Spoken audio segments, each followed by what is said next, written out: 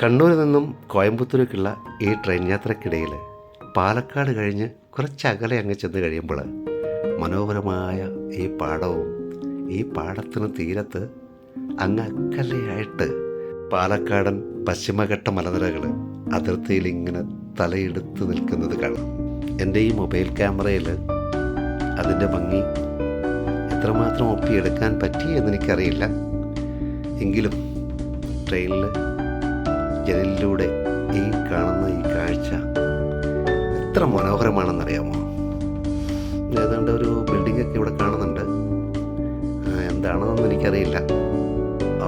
ദൂരെയായിട്ട് ആ കാണുന്ന ആ മലയുടെ ഒരു ഉയർച്ചയും താഴ്ചയും ഒക്കെ ഇങ്ങനെ മിന്നി മറിഞ്ഞു പോകുന്നത് ഈ ജനലിലൂടെ ഇങ്ങനെ നോക്കിയിരിക്കാൻ എന്ത് രസമാണല്ലേ.